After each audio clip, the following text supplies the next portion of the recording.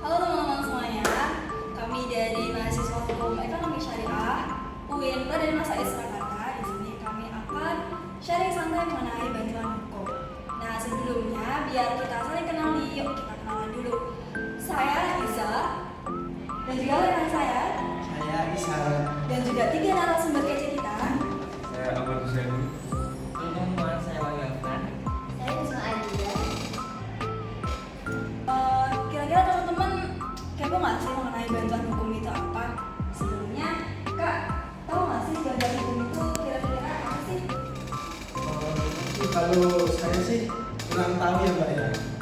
Apa langsung aja kita tanya ke narasumber kita kepada Mas Husainul. Menurut Mas Husainul itu definisi permohonan bantuan hukum itu apa sih Mas? Kalau sebenarnya itu bantuan hukum itu kita itu diberikan kalau seumpama kita mengajukan, kita itu diberikan bantuan hukum atau upaya hukum itu secara cuma-cuma dari pihak lembaga yang memberikan tunjangan hukum tersebut. Gitu Pak. Berarti kalau seperti itu ada pihak-pihak yang berwenang ya. Nah, kita tanya ke Mas Afnan, apa aja siapa saja yang pihak berwenang tersebut? Pihak yang berwenang untuk memberikan layanan hukum itu ada dua, yakni yang pertama ada advokat dan yang kedua ada paralegal bantuan hukum tersebut. Menurut Mbak Husnul nih, apa saja sih layanan bantuan non litigasi? Jadi gini, layanan bantuan hukum non litigasi itu ada 9. Yang pertama itu penentuan, yang kedua konsultasi, yang ketiga investigasi, yang keempat penelitian, kelima negosiasi, yang keenam mitigasi, yang ketujuh pemberdayaan, 9 pendampingan, dan yang terakhir itu drafting. Oh, seperti itu. Nah, biar teman-teman pada paham nih, Mbak. Pengertian dari penentuan hukum, konsultasi hukum, dan juga investigasi kasus itu kira-kira apa aja nih? Jadi gini, kalau penentuan hukum itu membagikan informasi kepada masyarakat tanpa harus ke pengadilan. Kalau untuk konsultasi hukum itu mempertemukan individu dengan yang bidang ahlinya itu untuk menyelesaikan masalah di luar pengadilan. Lalu yang terakhir investigasi itu penyelidikan yang dilakukan oleh pihak yang berwenang untuk menyelesaikan masalah di luar pengadilan. Habis banget ya Mbak. Lanjut kepada Mas Afnan. Menurut Mas Afnan tuh apa sih yang dimaksud dengan penelitian hukum, mediasi dan negosiasi? Yang pertama ini adalah penelitian hukum. Penelitian hukum ini merupakan kegiatan mengumpulkan dan juga menganalisa permasalahan dengan tujuan untuk memberikan solusi untuk permasalahan hukum tersebut. Lalu selanjutnya ada mediasi. Mediasi ini merupakan sebuah proses penyelesaian sengketa di luar pengadilan yang dilakukan oleh mediator dengan tujuan untuk mencapai kesepakatan damai. Lalu selanjutnya negosiasi. Negosiasi merupakan proses tawar-menawar antar pihak yang terlibat dalam sengketa konflik untuk mencapai kesepakatan di antara mereka. Nah, seperti itu Mas ternyata. Nah, kepo nggak sih Mas yang poin terakhir Iya tiga itu? dong. Tiga itu apa ya, Mas? Langsung aja mungkin Mbak ya. Oke. Nah, yang terakhir nih ada pemberdayaan masyarakat, pendampingan di luar pengadilan, dan juga drafting dokumen. Mungkin bisa dijelaskan sama Kak Aksan. Mas Aksan.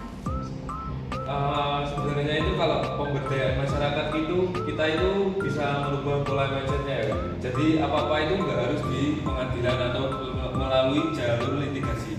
Jadi kan kalau dalam penyuluhan kita itu menginformasikan kepada masyarakat bahwa ada apa toh di upaya di non litigasi tersebut. Jadi masyarakat itu bisa bertindak kalau non litigasi kan biayanya murah. Terus kan juga prosesnya itu kan nggak lama. Seperti kalau di pengadilan kan kalau kita mengajukan kan itu minimal bisa diproses itu 3 bulan. Terus kalau di non litigasi itu cepat, itu waktunya efisien, mau kapan aja kan bisa.